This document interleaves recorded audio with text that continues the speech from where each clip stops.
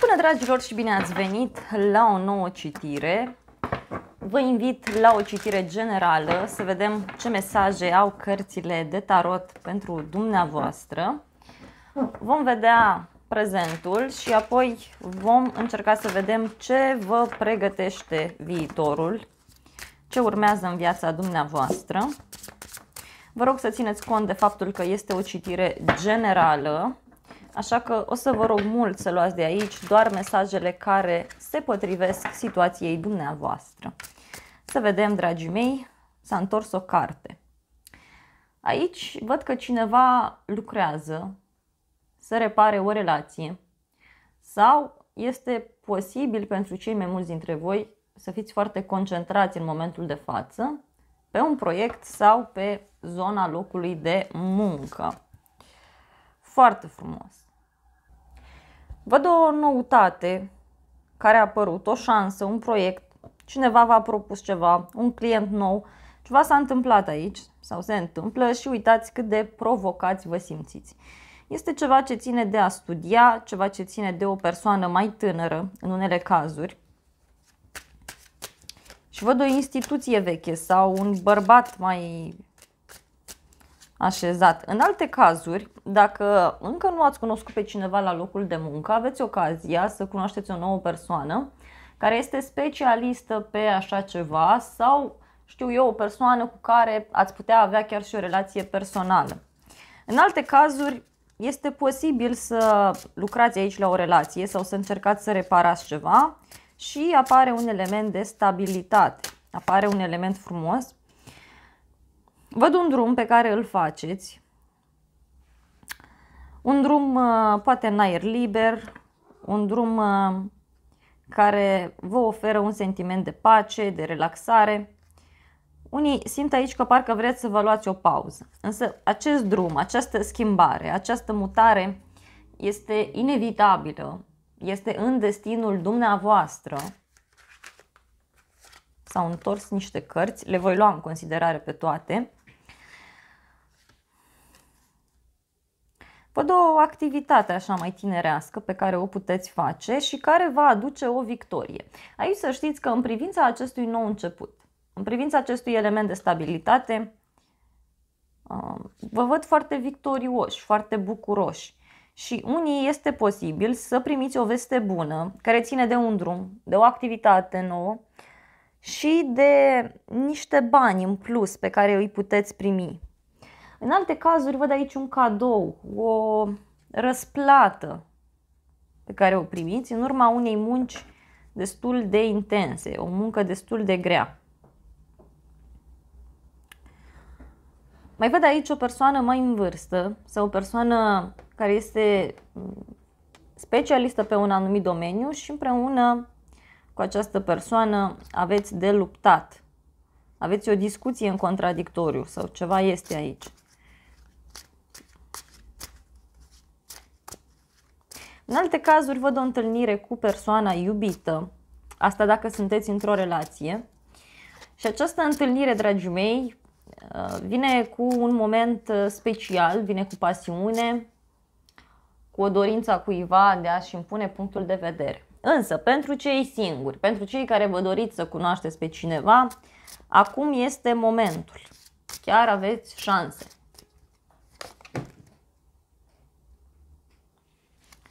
Este o victorie care ține, nu știu, de un trecut care nu a fost foarte plăcut și acum în sfârșit puteți să primiți vestea cea bună. Uitați, este soarele aici, deci soarele și luna, wow! Da, și regele de cupe. Poate fi ceva ce ține de zona medicală, de trecut în alte cazuri. Iarăși se vede foarte, foarte profund aici. Un succes care iarăși poate avea legătură cu ceea ce creați voi, cu zona spirituală în alte cazuri. Dar dacă discutăm de o relație veche, atunci aici lucrurile să știți că se calmează. Lucrurile devin foarte frumoase. Și văd o împăcare sau o persoană care revine din trecut. În alte cazuri, iarăși, vă revedeți cu o persoană mai tânără. cineva vrea să vină către voi, un copil, o persoană, un adolescent sau o persoană care se comportă mai imatur. Și uitați ce noutate plăcută. Dragilor, pentru voi urmează o perioadă de noi începuturi. Apar noutăți care aparent pot fi banale, aparent poate nu au nicio semnificație, nicio importanță, însă în timp lucrurile devin cu totul și cu totul altfel. Hai să continuăm citirea, dragii mei.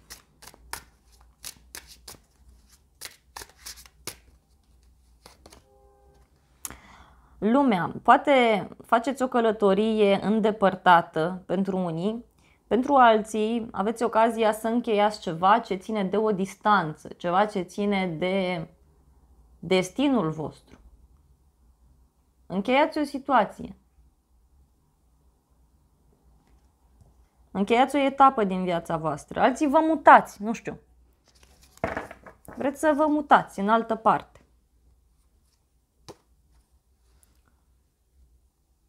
Un drum foarte frumos în care veți avea parte de bucurie. Sau, în alte cazuri, poate să fie o persoană de la drum, adică o persoană care locuiește în alt oraș, în altă țară, da? Nu stă în aceeași casă cu voi, cum s-ar spune, și văd că aveți o bucurie mare, posibil din partea unui bărbat. Dacă sunteți femeie, dacă sunteți bărbat, văd o bucurie mare pe care o aveți și o poftă de viață. Este ca și cum întineriți lângă această persoană. Dar pentru cei care așteptați un răspuns pe o afacere sau pe ideea aceasta de vânzări, răspunsul este pozitiv. Dar are legătură cu o persoană din altă cultură sau o persoană din altă religie, o persoană mai îndepărtată de voi. Da, pentru cei singuri, dragilor, apare o noutate plăcută, apare o nouă persoană care este foarte înțeleaptă, o persoană foarte serioasă, stabilă, pe care vă puteți baza și este o persoană de destin pentru voi. Ia uitați, văd aici o întâlnire. Dar posibil, inițial, vouă să nu vă placă toată această poveste. Cei mai mulți posibil să refuzați.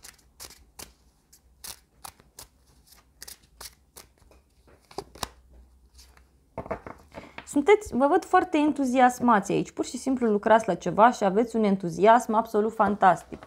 Poate și acționați într-un mod diferit. Alții e ca și cum v-ați făcut ordine. Wow, apare steaua. Dragilor, ceea ce vă doriți voi se poate realiza, cu siguranță. Însă, văd aici foarte intens faptul că trebuie să fiți deschiși la schimbări. Să fiți dispuși să oferiți celorlalți, mai ales pentru cei singuri. Chiar aveți ocazia să cunoașteți persoana la care voi vă gândiți, persoana pe care voi o doriți atât de mult.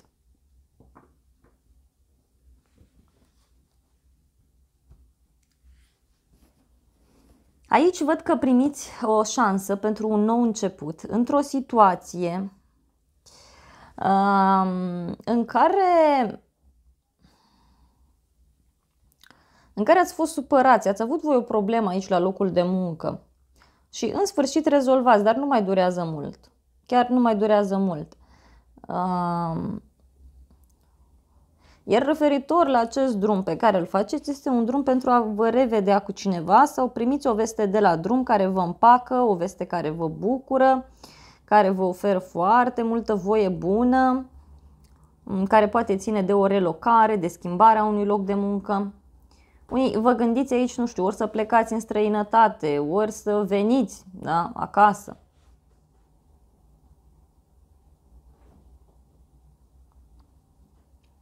Și începeți să acționați într-un mod diferit, mai matur, dar aici este ceva destinat. Dacă discutăm de o relație, în urma acestui drum pe care îl faceți, în urma acestei călătorii, dragii mei, să știți că relația se încheagă mult mai mult decât vă așteptați voi. Dar aici, iarăși, trebuie să învățați să primiți recompense, să primiți cadouri, să nu lăsați lucrurile de la sine. Foarte intens se vede așa ceva Iar această victorie de care aveți parte aici, să știți că este ceva foarte serios, foarte stabil și vine după o muncă foarte grea sau vine după o perioadă în care relația a suferit diferite etape pozitive și mai puțin pozitive. Dacă discutăm de un loc de muncă, aici e vorba de o luptă mai mare, e vorba de o victorie pe care o aveți și care vă poate aduce și niște bani în plus, ca să spun așa. Mai văd aici un mesaj foarte profund, foarte intens, care vorbește despre ideea aceasta de a învăța să primiți cadouri sau de a învăța să primiți tot felul de lucruri din partea celorlalți. Foarte, foarte frumos. Aici, iarăși, văd că unii lucrați din greu să reparați o relație, să reparați o situație. Poate chiar este o perioadă aglomerată, dar alții, eu simt că apare o noutate pe zona locului de muncă sau apare o noutate într-o situație la care voi lucrați, la o situație în care voi sunteți atenți la detalii. Iarăși, se vede foarte intens acest aspect. Bun, dragilor, haideți să vedem zodiile implicate aici. În primul rând avem Vărsător, Fecioară, Săgetător, zodii de pământ foarte, foarte puternic, Taur, Capricorn, Fecioară, zodii de foc, iarăși foarte puternic, Berbec, Leu, Săgetător și zodii de apă mai puțin. Dragilor, noi începuturi pline cu speranță, un vis devine realitate, tot înainte, fiți deschiși la schimbări, că destinul este acolo unde nici nu vă imaginați și vă pot veni tot felul de vești bune, tot felul de situații productive, chiar atunci când vă așteptați voi mai puțin.